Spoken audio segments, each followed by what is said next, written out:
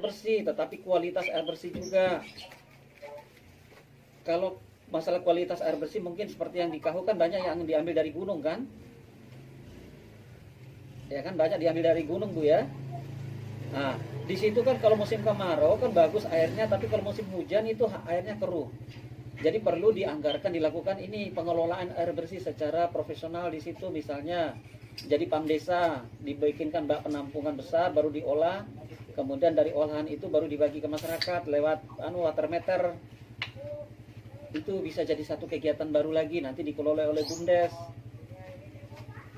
Kemudian jamban sehat rata-rata kan ODA.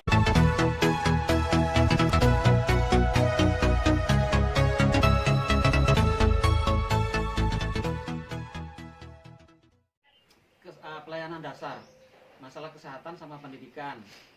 Kemudian di situ di Rebus Tanti sebenarnya ada dua hal yang paling penting sekali. Yang pertama masalah pembacaan oleh KPM. Kan teman-teman KPM kan bekerja untuk melakukan pendataan bulanan. Ya Bu ya. Kemudian dari data bulanan kita jadikan data 3 bulan, triwulan. Kemudian kita buat dalam bentuk scorecard. Oke, sekarang untuk data-data kita kan, sekarang kan katanya Ibu Neni, ibu-ibu sudah punya data triwulan pertama, Januari sampai Maret. Kemudian data April, Mei kelihatannya tidak ada data. Kemudian data di triwulan kedua hanya data Juni. Oke, tidak apa-apa. Jadi kita gunakan data triwulan pertama sama di data Juni untuk kita melaporkan di Rebus Stunting. Oke Bu. Oke, yang pertama ibu-ibu bacakan, tidak perlu terlalu panjang ibu baca. Yang pertama gini, jelaskan di triwulan, misalnya di triwulan pertama berapa 1000 HPK kita, berapa ibu hamil. Kita jelaskan misalnya untuk ibu hamil. Di triwulan pertama kemarin ada berapa jumlah ibu hamil. Ya Bu ya. Berapa ibu hamil, kemudian ibu jelaskan. Kemudian di triwulan yang kedua itu di Juni itu sudah berapa yang melahirkan. Di triwulan pertama berapa yang melahirkan, berapa yang di bulan Juni, berapa pendataan, berapa yang melahirkan. Oke Bu. Oke. Kemudian ini Bu ya, dari ibu hamil. Berapa di antara ibu hamil itu yang status kehamilannya normal? Berapa yang status kehamilannya kek, berapa yang resti? Oke Bu. Ketika ada ibu hamil sudah hamil kek, itu sudah satu masalah kita. Sudah perlu kita catat satu masalah. Masalahnya ibu hamil kek. Oke Bu. Oke. Karena kek dia kan ada di kunjungan rumah karena perlu mendapatkan perhatian lebih. Kemudian kita lihat setiap indikatornya, ada 8 indikator. Kelemahannya di mana? Misalnya yang pertama, pemeriksaan kehamilan. Rata-rata 100% Bu ya. Rata-rata 100% Bu ya, pemeriksaan kehamilan rata-rata tidak ada masalah. Iya Bu ya. Oke, tapi dilihat lagi Bu, jangan hanya pendataan kita yang 100%, kita lihat waktu pemeriksaan kehamilan fasilitas di mana. Pemeriksaan kehamilannya misalnya di kegiatan di Posyandu. Posyandu ada nggak tempat untuk pemeriksaan kehamilannya Ibu? Ada nggak tempat tidurnya untuk pemeriksaan kehamilan? Ada nggak? Ah, itu yang pertama. Kemudian yang kedua, masalah TTD, tablet tambah darah. Semua ibu hamil konsumsi nggak TTD? Dikasih nggak TTD? Biasa 100% ya, tidak ada masalah. Oke Bu ya, tidak ada masalah. Tetapi Ibu, satu hal lagi yang perlu, 100% kita menyampaikan ke ibu hamil TTD-nya, tablet tambah darahnya. Tapi Ibu bisa pastikan enggak kalau mereka konsumsi? Di situ muncul satu masalah lagi. Jadi Ibu perlu anggarkan juga untuk kegiatan penyuluhan supaya ibu hamil itu perlu mengkonsumsi TTD. Jadi di penyuluhan itu kan perlu kita jelaskan ini TTD itu fungsinya apa sih, komposisinya apa saja sih, kemudian manfaatnya untuk tubuh apa saja. Oke Bu ya. Oke, kemudian yang ketiga kan ada namanya konseling gizi kelas ibu hamil. Itu rata-rata saya lihat pendataannya semua tuntas ya, tidak ada masalah. Cuma dilihat tuh kualitasnya. pemeriksaan ibu hamil yang bagaimana di situ, apa konseling gizinya bagaimana di situ modelnya, kelas ibu hamilnya bagaimana. Jadi di situ muncul satu kegiatan lagi yang bisa kita lakukan, itu perlu ada peningkatan kapasitas kader posyandu. Ya Bu ya. Nah, ada muncul kegiatan kita di situ yang kita perlu usulkan di rembuk stunting. Kemudian dilihat lagi kunjungan rumah. Kunjungan rumah kan khusus untuk ibu yang hamil, status hamilnya kek Bu ya. Iya. Oke, di situ kunjungan rumah kan petugas yang datangi kan perlu peralatan. Apa peralatan mereka ketika melakukan kunjungan rumah lengkap enggak? Ya, di situ juga perlu disediakan fasilitas yang digunakan oleh kader posyandu ketika melakukan kunjungan rumah. Kemudian ada air bersihnya. Semua desa punya air bersih Bu ya? Punya air bersih, tidak ada masalah.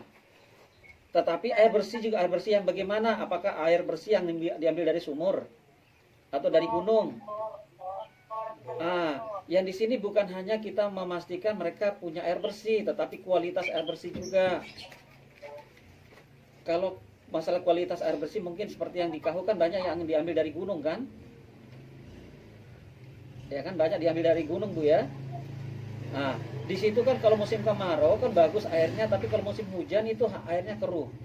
Jadi perlu dianggarkan dilakukan ini pengelolaan air bersih secara profesional di situ, misalnya jadi PAM desa dibikinkan bak penampungan besar baru diolah, kemudian dari olahan itu baru dibagi ke masyarakat lewat water meter. Itu bisa jadi satu kegiatan baru lagi nanti dikelola oleh BUMDes. Kemudian jamban sehat. Rata-rata kan ODF ya, di Kahu juga ODF ya. Oke, sekarang pengelolaan jamban sehat itu yang bagaimana? Apakah kita sudah contoh kita lihat nih di beberapa paling tidak sampel di 2-3 rumah tangga. Lihat jambannya terpelihara apa tidak? Jadi di situ perlu juga ada penyuluhan penggunaan jamban sehat itu bagaimana? Fasilitasnya bagaimana? Oke Bu ya. Kemudian ini jaminan kesehatan. Desa juga perlu memfasilitasikan, saya kira tidak ada masalah kalau jaminan kesehatan ya. Oke, itu untuk ibu hamil. Sekarang untuk baduta. Kalau untuk baduta itu kan rata-rata imunisasi tidak ada masalah. Ya Bu, tapi banyak sekali itu orang tua tidak mau anaknya diimunisasi karena ada mitos bahwa itu barang yang digunakan untuk imunisasi itu mengandung lemak babi, kayak begitu kan. Perlu ada penyuluhan lagi ke masyarakat, dipadukan dengan yang tadi, dengan TTD-nya, jadi satu kaligus itu penyuluhan. Ya, itu imunisasi itu apa saja jenisnya, manfaatnya apa saja, dan jelas itu tidak ada dari unsur babi. Itu harus selalu diusulkan setiap tahun itu sebenarnya. Kemudian sekarang masalah timbangan bayi untuk pengukuran tinggi badan, berat badan. Oke, sekarang untuk pengukuran berat badan ya, biasa masih pakai karung ya, masih pakai sarung ya. Masih pakai sarung, kenapa tidak sedikit inovasi dengan biaya yang minimal? Misalnya ada timbangan cengkeh itu yang bagus, baru di atasnya dirakit pakai mobil. Anak tinggal duduk saja di atas.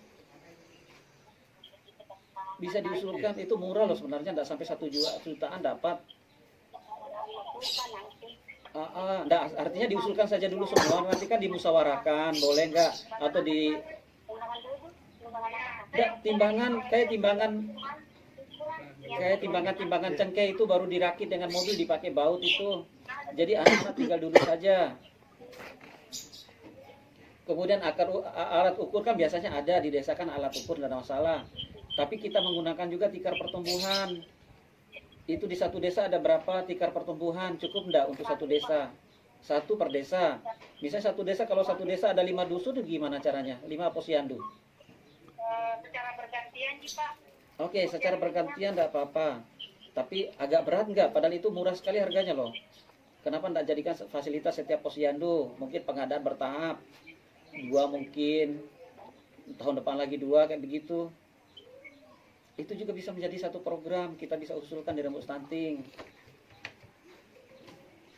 Oke, kemudian ini yang paling penting sekali ini parenting ya. Parenting yang terakhir itu yang indikator ke-10. Kan rata-rata teman-teman kan tulis ditentang kan, ada dilakukan parenting, tetapi parenting yang bagaimana? Itu sebenarnya harus ada peningkatan kualitas kader di situ. Bagaimana caranya kita menjelaskan ke orang tua, itu BKB ya, Bina Keluarga Balita. Di situ orang tua dijelaskan bagaimana caranya memberi penyuluhan setiap bulan itu. Orang tuanya kumpul, anak-anak main, orang tuanya diajari bagaimana caranya mengasuh anak. Ya. Di situ perlu ada peningkatan kapasitas teman-teman kader Posyandu. Tidak Ya. termasuk itu Pak kalau kelas ibu balita. Ya, Tidak termasuk itu kelas ibu balita itu parenting. ibu balita itu parenting, orang tuanya yang diasuh, yang diberi pemahaman. Orang tuanya disekolahkan itu ceritanya. Kan anak kan belum di sekolah itu usia sampai 2 tahun. Jadi ceritanya orang tuanya yang sekolah, bagaimana caranya mendidik anak. Tahu nih. Ya. Gimana?